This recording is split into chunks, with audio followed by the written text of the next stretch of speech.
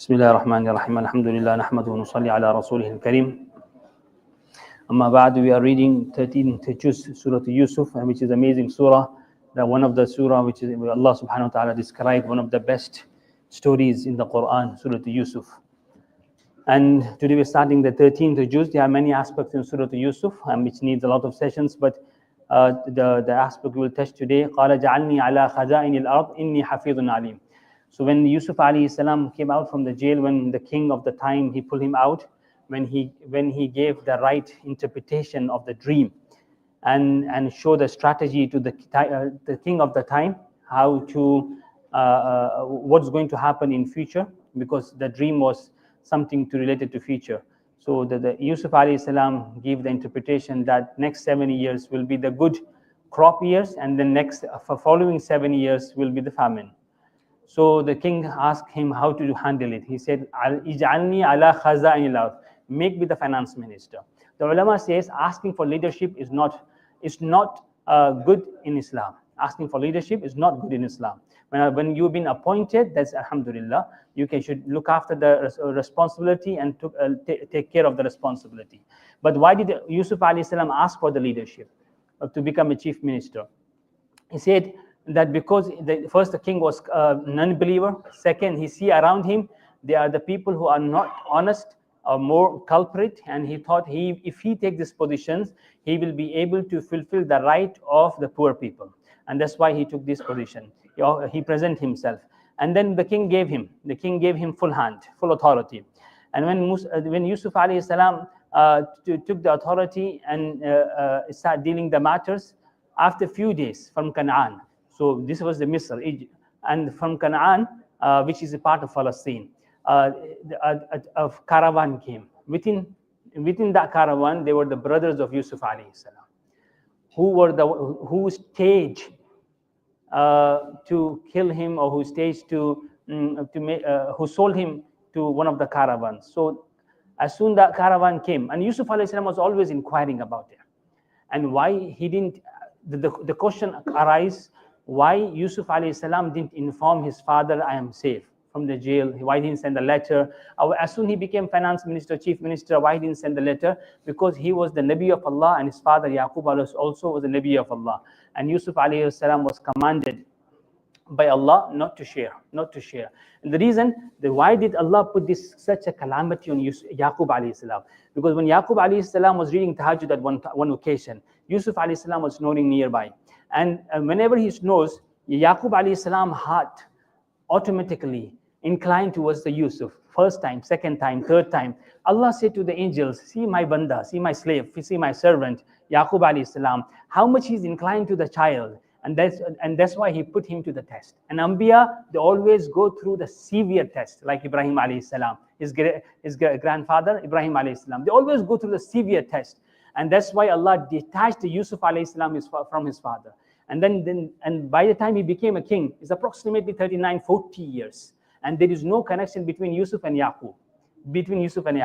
And when the brothers came, so Yusuf alayhi salam recognized them, but they didn't recognize Yusuf alayhi salam. Why? Because he's the king, and how can they imagine when they sold the child as a slave and that child becomes a king? It's not predictable. So, but Yusuf alayhi salam started inquiring about from where you came, or from Canaan, okay, and who is there, and then he realized these are my brothers.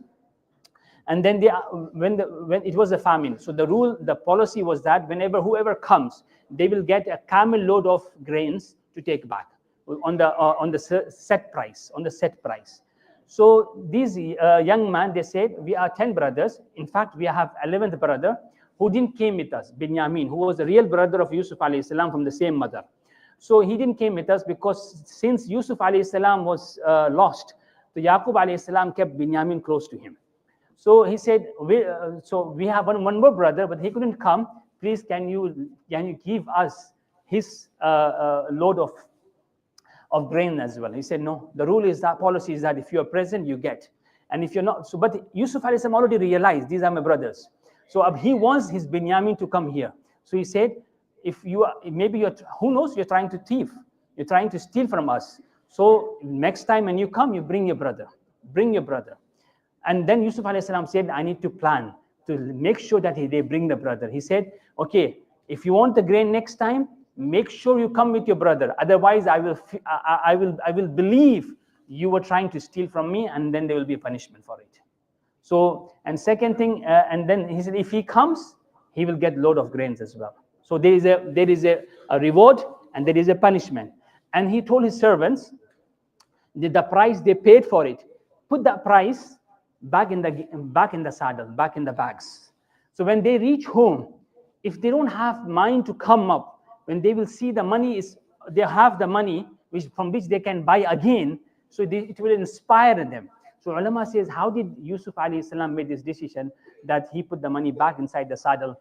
So he said, because he was a king and he was having good enough money to put in the treasure, back in the treasure. And second thing, he thought, why shall I charge my brother and my father? And third thing, he said, when my father will see the wealth, the cash back in the bags, because he is a Nabi and he is amanat, he is amanatdar, honest person, he will make sure this amanat reach back to me, reach back to the king. And by this excuse, he will send the family back again, the brothers back again. So these were the multiple things going through Yusuf alayhi salam. And then when they went back to the father and said, oh father, next time we have to go with Binyamin. His father said, I trust you with his son, his brother last time, but I've been misguided, so I don't want to trust you again. But they insist. And when they opened the bags, they found the wealth, the cash back in the bag. And they said, oh father, this is a Kareem, a very compassionate king. So let's go back. Let us take a Binyamin and we will make sure that we look after him. He said, first of all, then he said, okay, I trust Allah. And second, he said that you have to take an oath with me that you will not lose Binyamin this time. So, and this they took an oath. When he said, وَإِنَّا لَهُ لَحَافِظٌ, Allah is the, then they carried on and they reached the palace. When they reached the palace, Yusuf alayhi salam called Binyamin on the side and he confronted him and he said, I am your brother, Yusuf. And he became happy. And now he's meeting his brother after 39 years. And he said, now Yusuf alayhi salam is staging the plan. He said he secretly put the measurement cup, which is a king's measurement cup, in the bags of Binyamin, in the saddle of Binyamin. So when suddenly a servant of the palace make the announcement, the king has lost his cup, measuring cup. So where is it? So they start saying, we didn't steal. We are from an honorable family.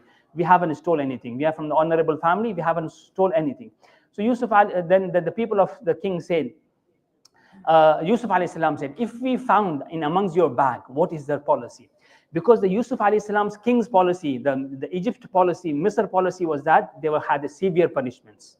But where they came from, these boys, Canaan, they have a law of wahi, of Yaqub alayhi salam. And the policy in Yaqub alayhi salam was that if someone steals, then that person who stole should become a slave. So Yusuf alayhi salam said, what will be the punishment if we found in your bags? He said that person will become slave. And they found the bag in the bag of Binyamin. And then he said, now this boy has to stay here. He said, the brother says, please send him. Take one of us, because we made a promise with our father that we are not going to lose him this time. But he said, no, that's the policy, and I cannot go against the law. And this is the law. And this is how they became mayus and despair, and they went back to Yusuf alayhi salam, to Yaqub alayhi salam. And Yaqub alayhi salam, Aban Shaykhan Kabiran, Faqud Hadana Makana. He said, oh Chief Minister, Inna Aban Shaykhan Kabira. Our father is very old person. Faqud Hadana Makana. Take one of us instead of you. Inna Naraka min muhsinin, and we find you from the good doers. Qala ma'adallah, I will not do it because this is the policy. And then when they went back, the father said, have you lost my son? Have you lost my son? He said, this is the incident happened. And when they were talking to the king, he said, he stole, and he said, his brother, he had a brother who also stole. The reason they mentioned to the king, the Yusuf alayhi salam, he stole, and his brother who also stole, just to show that he's not from the same mother. He's a brother, but he's not from the same mother. He's a thief and his brother was thief. They were referring to the incident of Yusuf alayhi salam. Yusuf alayhi salam's mother passed away, so he was with his paternal aunt. When he started crawling and running, his father Yaqub alayhi salam came to take Yusuf alayhi salam to his house. So paternal aunt became so attached to Yusuf, she didn't want to let it go. So what she did, she put some necklace, some jewelry around his waist and sent him. And then she made a plan that saying that I lost my jewelry, and they found with Yusuf alayhi salam. And that's because the law was that if you steal, you become slave, and that's how she took it back, Yusuf alayhi salam. But when she passed away, he went back to Yaqub alayhi salam. So they are referring, he is thief, his brother was thief too. His brother was thief too. They are referring to this incident. So subhanallah, this incident carry on. And he said, the patience, I will have the good patience, beautiful patience. I trust in Allah, and that He will return them to me. And then Yusuf alayhi salam wrote a letter. My father Ibrahim was being tested through Namrud. My father, great grandfather, and grandfather Ishaq was being tested. Father was tested by a different trial and tribulations. I'm being tested by my son. I have lost my son. It's been 40 years. So when Yusuf alayhi salam read this letter, he started trembling. And then he said to his 10 brothers, do you know me? Do you recognize me? What happened to your brother? What have you done with your brother? Then they recognized, oh, Anta Yusuf, Qala, Ana Yusuf, wa hada akhi. He said, I am Yusuf, and this is my brother Binyamin. And then he gave, and Yaqub alayhi salam was crying for so many years, he lost his sight out of grief. So he gave the cloth to him, go and give this cloth to my father. And Yaqub alayhi salam, before the caravan reached back, he smelled of Yusuf alayhi salam. And as soon the cloth he touched to his eyes, he was able to see. So there are many lessons in this story. The first, how Allah subhanahu wa ta'ala tests Yaqub alayhi salam. And second, Yusuf alayhi salam was instructed by Allah not to reveal. And he kept quiet for so many years, even though he had a capacity to do it. He kept quiet for so many years. So whenever the calamity, difficulty comes, فَصَبْرٌ جَمِيلٌ, have a beautiful patience. Crying about the problem is sign that you are losing patience. That's why the ulama says, the hadith of Prophet ﷺ says, when Yaqub alayhi salam, when he lost a child for 40 years, Allah rewarded him the reward of martyr. And he said, and it is the same ajr for the ummah of Rasulullah sallallahu alaihi wasallam. When they go through the calamity and difficulty, then they will be rewarded as a martyr. So when the calamity comes, فَصَبْرٌ جَمِيلٌ وَاللَّهُ الْمُسْتَعَانُ عَلَى مَا تَصِفُونَ.